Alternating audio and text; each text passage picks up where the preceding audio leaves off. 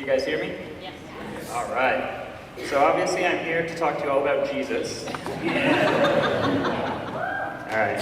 So first I want to tell you guys a little bit about myself and my background and my studies and how I got to be here, and then I'll get to the meat of the talk, which is on secular religious education. So I don't know how many of you can identify here, but I was raised by religious family members. Were any of you raised religious? All right, a little bit. And how many of you didn't believe despite that? Anyone? All right, quite a few. So that's the position that I'm in. I was raised by fundamentalist religious grandparents and religious parents who didn't really know much about their religion at all and didn't think about it much. But I went to church every Sunday. And I actually enjoyed church. I still like reading the Bible in my downtime. I still have my children's Bible from when I was a kid. My favorite story was Joseph and the Coat of Many Colors, and it was a huge part of my life. But I didn't realize that everybody else took it seriously. I thought that it was like story time. So I learned that people believed that there was a giant ark where God drowned everybody. I really thought it was just a story, and in my children's Bible it obviously didn't talk much about the deaths, the grisly deaths of all those people. This, by the way, is the Awkward Moments Children's Bible, for which I wrote the foreword. It's a really good book. It's not for children, contrary to the title. So I was about 13 when I told my grandma that this time I don't want to go to church. I have something better to do. I was hanging out with a friend, and she told me I was going to go to hell. And I was like, oh, that's not real, Grandma. It's just a story. I don't know what you're talking about. But she informed me that it is real in her mind, and that I would be going there if I didn't attend church, and if I didn't do all the things that she thought I had to do, if I didn't believe what she believed. So that actually, a lot of people would be scared away from religion. They wouldn't want to go to church anymore, and they would kind of just back away from the whole thing. And I kind of went the opposite direction. I became more interested in it. So these, by the way, are my parents. That's my mom and my dad. They both love me, despite the fact that I'm not a Christian. My mom is actually an atheist now, so she thinks my books, so that's great. She was a Jehovah's Witness before, so that's a huge jump. She basically told me that she was raised in this religion and she never really questioned it, and she was supportive of me all my life. She didn't disown me or anything like that. But by the time I came out with my books, she obviously wanted to be the first one to read them, and she just said it changed her life. She said she'd never really thought this much about it, and she gave up religion entirely pretty quickly, which is really great for her, because she gets to live a more honest life now.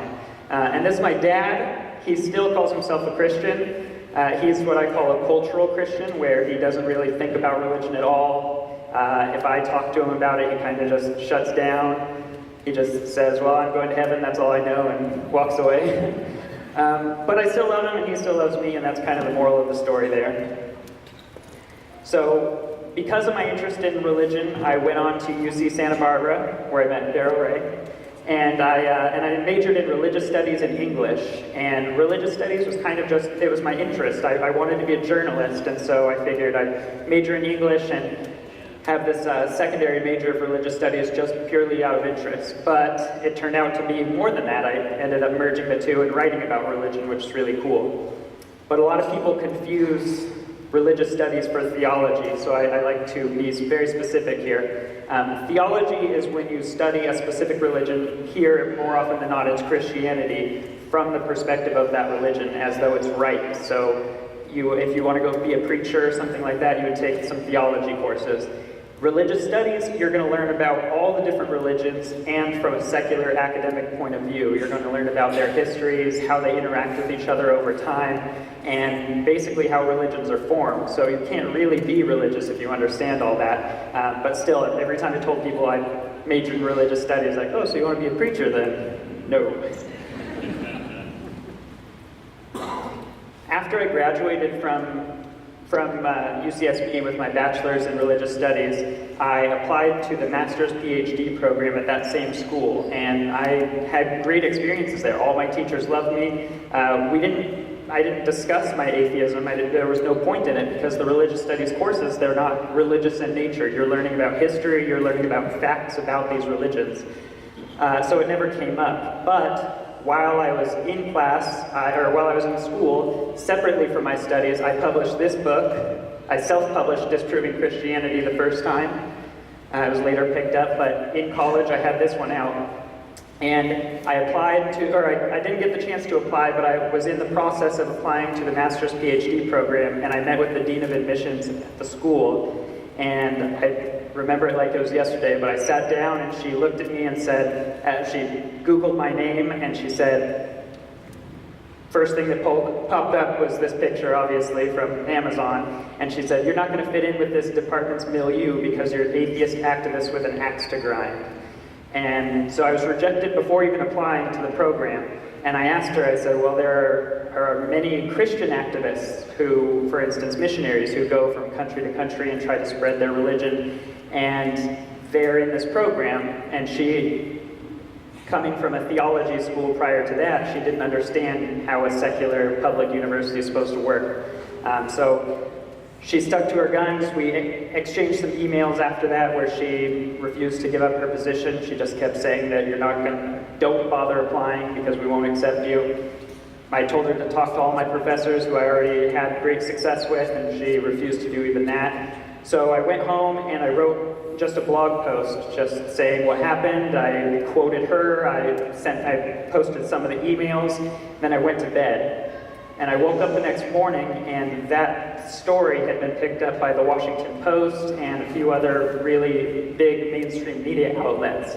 And so I was really amazed by that, but the more amazing thing was that I got a phone call from the Vice Chancellor's office that same morning, and he said, what do you hope to gain from all this? And I was like, I just wrote a blog post, I don't know what you're talking about. And he just said, what do I have to do to make these letters of support stop? And I was like,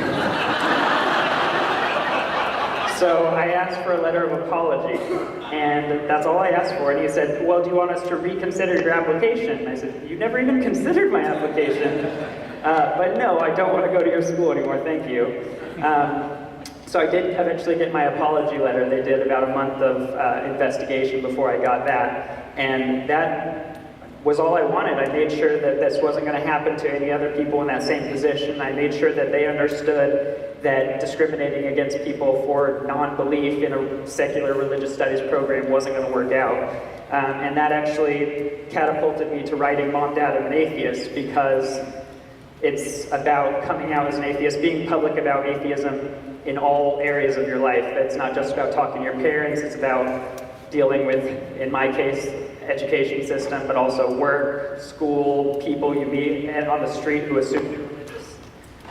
I think that's just one, oh, all right. Who assume you're religious. I'm sure some of you have had to deal with people asking you what church you go to or what religion you are or something like that. So in all those instances, you have to come out again and again and again. You have to decide if this is going to be a person that I talk about this to. So that's why I wrote Mom, Dad, I'm an Atheist.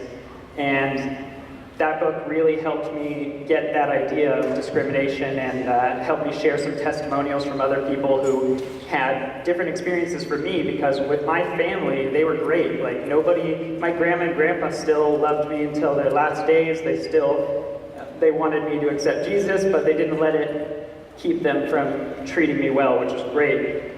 So I got to share stories from other people who maybe had a difficult time at home and maybe not so difficult in school.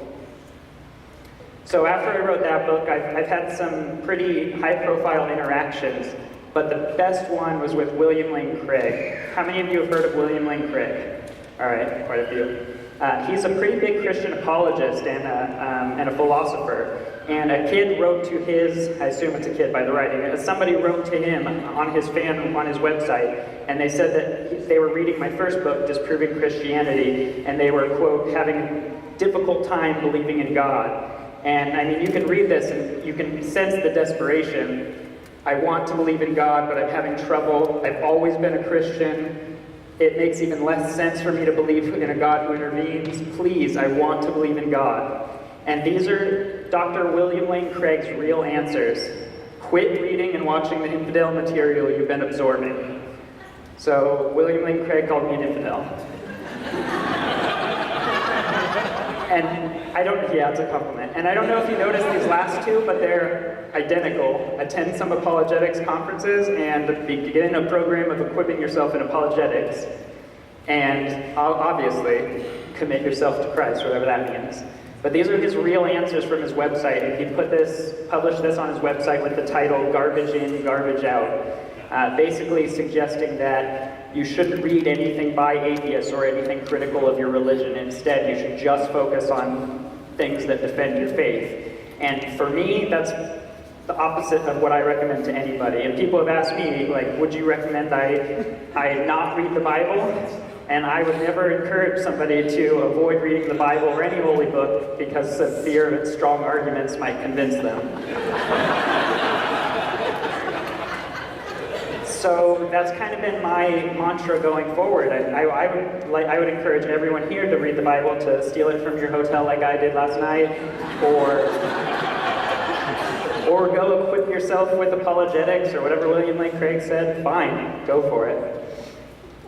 So with that said, a lot of people, when it comes to teaching kids religion, even atheists, non-believers, freethinkers, whatever, they tend to take that same approach. They want to keep the kids away from religion because I guess they fear that will make them religious.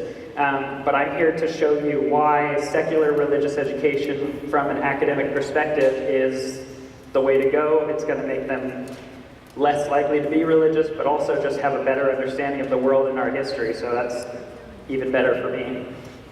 So children are curious. A lot of people don't know that, but they probably ask a lot of questions. If you're familiar with kids, they will come up to you with all kinds of questions, and they want to know these things. So when you're teaching them about religion, you're filling a gap in their knowledge, just like you are when you teach them about science or math or history or anything else.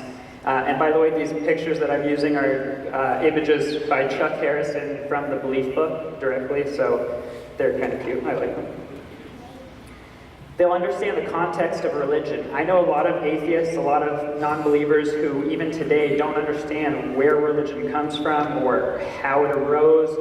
They might believe that it was created with nefarious purposes, maybe to keep the poor people down or something like that. But the fact is that religion came from people asking questions, from people waking up one day and realizing that everything in the world that they need is provided for them. The water that they need to live falls from the sky. They have food everywhere that grows from the ground that they can hunt and catch. And they wanted to know why this is the case. Today, we know about evolution by natural selection, and we understand that we've been adapted to this earth. But back then, they didn't have that knowledge, and so they thought, well, there must be somebody up there who's giving us all that. And the first thing that they did was anthropomorphize things like water and wind and dirt, things that they thought were their gods. So helping kids understand that is really key. Knowing about religion makes kids less likely to be religious. This is just a fact that you can prove statistically if you look at regions like Europe, where they have mandatory secular religious education starting in elementary school. They are less likely to be religious, but sometimes by up to 50%, depending on the poll that you look at. It's because they're understanding what religions are. They don't need to believe in them. They don't see one as inherently better than the others. They're not going to be a fundamentalist religious person if they know that each of these religions comes from the same point in human history. Religious studies is legal. I know a lot of people who tell me that saying God in the classroom is illegal because of separation of church and state, and that you can't teach religions because of separation of church and state, and that could not be further from the truth. It's been upheld by the Supreme Court time and time again that we're allowed to teach secular, academic, religious education. You're allowed to teach them facts about religion. And what I like to say is that the way that it works is you shouldn't teach religion as facts, but it's completely acceptable to teach facts about religion, to teach where they came from, who thought them up, the first councils that put together the first holy text. These are things that we can prove, things that we can look at historically, and to me that's really important. Should atheists just avoid religion? Should you take the William Lane Craig approach? I say no. A lot of people think that you should just keep them away from it as long as possible. They're like, we're not going to talk to them about it until they're teenagers. Okay, well, they're going to know about it before then. They're going to see bumper stickers that say Jesus loves you. They're going to have people at school tell them that they're going to hell. They're going to experience this whether you like it or not. So as soon as these questions come, you should answer them. You should help your child understand. And this isn't just for people with kids. This is also for, on a broader scale, children in general, the next generation. Don't keep them away from religion. We should teach it to them just like we teach them any other historical fact. It's really important. Because if you don't teach it to them at home, then they're going to learn about it on the streets. And you probably can't see this, but behind here I have a photo that I took of the Westboro Baptist Church protesting on the streets. They're not too far from here, and I actually, thanks to Helen and Kansas City Oasis, they took me to their house and to the Quality House across the street in Topeka yesterday. And it was just an amazing experience, especially since I've been interviewing members of the Westboro Baptist Church and former members for about a year now. And I'm learning a lot about them. But my point is that if you don't teach people, children, anybody about religion, then they're more likely to learn about it from an extremist source. And one of those sources happens to be the Westboro Baptist Church. Maybe they'll get their information from them because you didn't give it to them. So when and how to talk to your kids about religion, that's pretty important. People ask me if teaching children about atheism or about religion is indoctrinating them with atheism, and it couldn't be further from the truth. In the Belief book, which is my most recent book, and it's a kid's book, I don't mention the word atheist. I don't tell them that God's not real. I don't do anything like that. All you do is have to tell them facts. People have questions. People have always had questions. When they don't know the answers, people work better when they make up answers. That's the nature of superstition. It's the nature of religion. And by teaching them that, all you're doing is giving them the facts and letting them decide to do with it what they will. It's not indoctrinating them into anything, just teaching them about reality. When? A lot of people think their kids are too young to understand religion or gods or anything, and I ask them, well, have they ever seen Hercules? Have they ever seen anything that involves a deity of any kind? Because my guess is yes. And you can really easily explain that, especially because Hercules himself has a lot in common with Jesus. He's born of a god, half human. He goes through his life performing miracles or feats of strength, and then he dies and he joins his father in Mount Olympus or heaven. And so it's really easy to attach these ideas to concepts that your kids are probably already pretty familiar with, and they might not even understand as a religion. But ancient Greek myths, they were a religion. These are things that people believed in just as much as people today believe in Jesus or Muhammad or whatever. And a lot of people today don't even realize that, even fellow non-believers. They're like, I hate religion. Okay, do you hate Greek myths? No, I love Greek myths. They're so interesting. Okay, but you understand, people fought over those, people died over those, just the same as they're doing today. But the difference is that people don't believe them anymore on a wide scale. I know there are some small groups who claim to still believe in the Greek myths, but they're essentially the same. So it's really hard for people to distinguish, and I don't think they should be distinguished. I think that it should all be, when I'm talking about teaching religions, you can integrate it into a class that you already have about Greek myths or world history or whatever, because it fits in all of those categories. So, like I said before, teaching them facts doesn't have to mean telling them what to believe. You don't have to say, you shouldn't believe in Jesus because he's fake or because he's a myth or anything. You can just present the facts as they are. You can open up a textbook or a world religions textbook or a history book and say, well, Christianity was a Jewish cult. It was created in this year. It was founded by these people. It was put together in these councils. It came from here. And if you do that with each religion, you're really just presenting the information and letting them decide for themselves, which is the best way to go. Most importantly for me is to be supportive. So no matter what, there's the chance that your kid could end up to be a believer of some kind, or they could end up to be something completely different. But no matter what, on both sides of the spectrum, whether you're religious or you're not religious, to love your family and love your children is the key, most important thing. And you can want them to believe the same as you, but to treat them differently because they don't is still discrimination, whether it's your children or not. Target age range for the belief book is 6 to 1006. And we wrote it with a 6-year-old, like 6 to 12 years old in mind.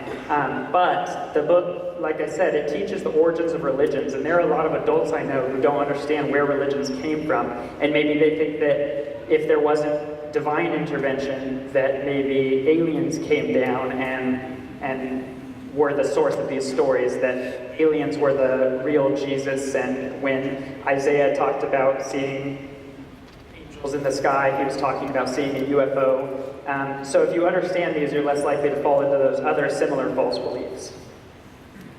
Do I hate religion? No, I actually love religion. I love learning about them. I love learning about the stories. I love learning about their histories. I don't love religious extremism. I do dislike that. I do dislike the way that some religions are used to justify hatred. But I'm able to separate those. I mean, that just because some Christians use Christianity as a tool of violence, that doesn't mean that I have to hate Christianity. I can just say, well, it's a belief system. These particular people pick out the worst parts and use it for the worst things, and other people pick out the best parts and use it for good things, and I approve of that. That's great. Is the belief book just my opinion? The belief book is information that I learned in college when studying religion. And it's not really my opinion at all. It's basically just facts about history and common sense about human nature, how we ask questions and how we form big questions and then we don't understand what the answers actually are. Are kids too young to learn about religions? Like I talked about before, they're going to surprise you. A lot of people know more, a lot of kids know more than you think. They might have been exposed to more than you think. And even if they're not asking these questions every day, it's something that might be in the back of their mind. There's all sorts of questions that they could be asking. One of the questions that they could be asking, by the way, and one that I've actually heard, is why is Grandma talking to her food? And so if you can't explain that, then they're going to always wonder why Grandma's mumbling every time before she eats, and so it's helpful to help with that. What's coming up next? Chuck Harrison, the illustrator of the Belief Book, and I are working on the Book of the Gods, and it's basically going to be a trip around the world to each continent to look at the lesser-known deities of each of those areas and where they came from, and basically specifics about all these gods that your kids have probably never heard of, because they've probably heard of Allah and Yahweh, maybe that's it. Maybe Zeus as well. But there are so many more, and so many interesting stories about them that they're just not remembered over time, and I think that's so important to bring those back, those stories. And now I'll open it up for questions.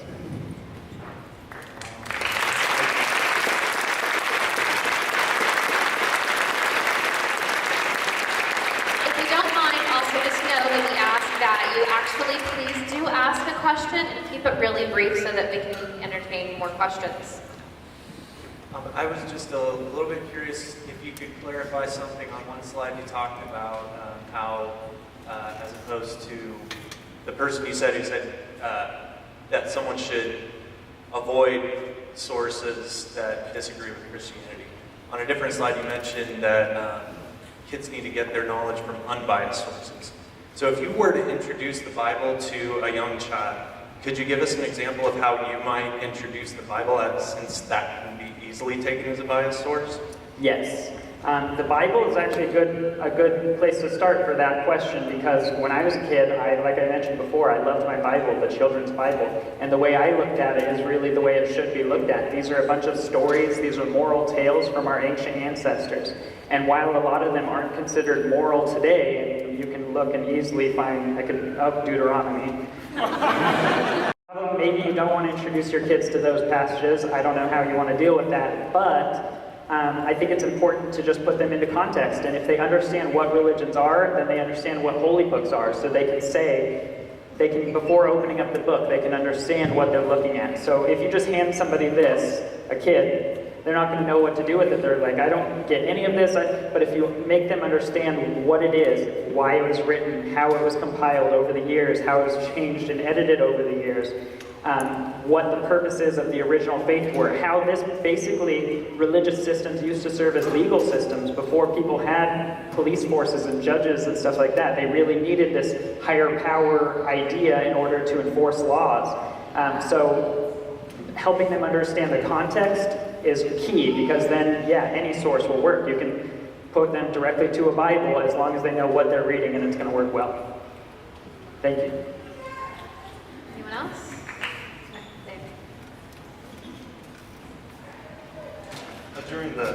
During the course of your religious studies, Yeah. is there a religion that you've encountered which you consider superior to Christianity? Oh, lots. I personally really enjoy the Native American stories. There are a bunch of different Native American religions, so it's tough to just quantify one, and a lot of them shared similar tales over the course of across the country. But I would say that those are my favorite, and as far as one that's morally, like from an interesting tale perspective, and then as far as one that's morally superior, I would say Jainism. If you've never heard of it, they're very, it's a peaceful religion. There's never been a Jainist war, and they're extremely nonviolent. They carry around brooms, and they brush in front of them so that they don't accidentally step on any insects. And so it's a very nonviolent religion, and I like that about them. But you should also know that they are also a sexist religion. And because it was created thousands and thousands of years ago, they still do believe women are inferior in the sense that their nuns serve under monks, like they need a controller, they need somebody to control them. And it's because they see women as more likely to be corruptible, largely because of menstruation issues and other things, but that's their answer. So I wouldn't think of a religion that I would follow that I think is good, I mean, that has enough good concepts without any bad concepts, but as far as violence issues are concerned, I think Jainism is superior. One more. Anyone else? Oh, yes. Somewhat related. Who is your favorite god? My favorite god? Ooh. I really like Rainbow Snake. It's from New Zealand, and it's kind of just a story that they have about this rainbow snake that appears and disappears and lives in the earth and above the earth. And this rainbow snake is kind of their sense of power, their sense of everything good, and there's really nothing bad about that god. They don't have any, like you have Jewish God that is very angry and jealous. You don't have any negative attributes. They really made it very simple. How people today like to say God is love, theirs really quantifies every good experience, and I really like that about the idea. Okay, sorry, we're gonna go ahead and wrap that up. Just give a round of applause, please. Thank you guys.